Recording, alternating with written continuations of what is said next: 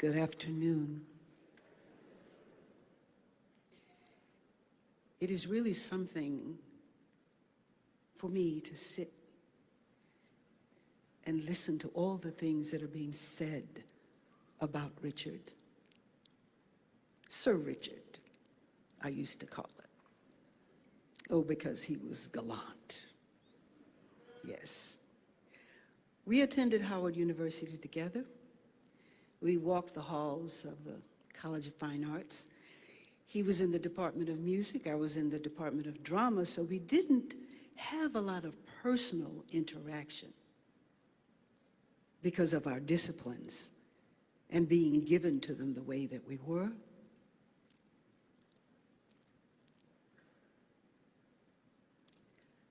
That Sunday in Crampton Auditorium, our college years happened during a very interesting time in this country and the world. There was chaos everywhere, confusion, all these different factions, different thoughts, different ways to approach, wanting to do it this way, wanting to do it that way. This particular Sunday was a great Sunday because this was the first presentation of the Howard University Gospel Choir. Now you gotta understand what this meant for us,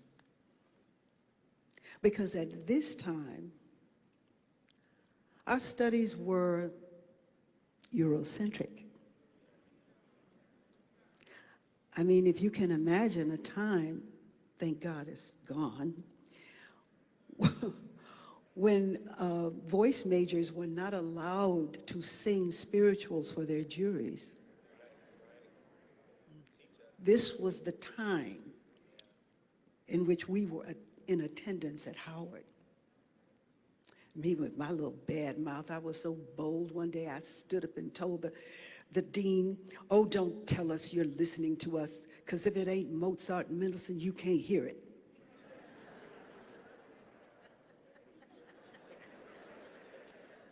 My parents raised me better than that. Richard, we didn't know what to expect. We just knew it would be great. And the crowd filled the auditorium. I want you to know that the matrons of Washington, D.C. society showed up in support, appropriately dressed, covered in their finest minks. Oh yes, it was grand. We weren't a quarter through the presentation when the minks came off. The hands were raised. The ladies were up on their feet, running up and down the aisles. Oh yes, we'd never seen anything like this. He had brought us together. He had brought the university community and the greater community of Washington, D.C. together in praise. And that choir was tight. Those harmonies were tight. They were breathing in rhythm together. It was not a sour note. Together. And that, you know, that's a word that really we can attribute to him, together. And he did that, and he did that for us. So, you know, that was Richard. So easy, so natural, so calm, so everyday, so accessible, and yet so grand. Because he took everything that he knew, and he knew a lot, and he rehearsed that choir, that discipline. It was undeniable. Okay, so now you know things have changed. He was responsible for that. He was part of that. After graduation, I didn't see or hear much of him. You know, I went off to New York and started a career in the theater and all those ups and downs. And one day, at a point that was a little bit low, a friend of mine presented me with a tape, and she said, now you got to listen to this song right here. This is the one song. All of them are good, but this one you got to listen to.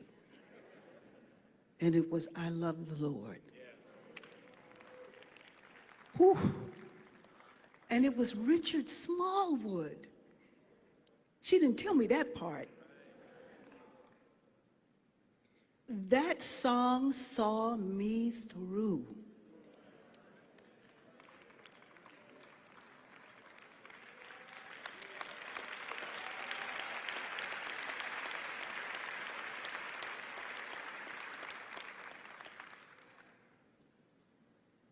And you know through your own experience, and nothing refutes the truth of your own experience, that love of the Lord will bring you through each and every time.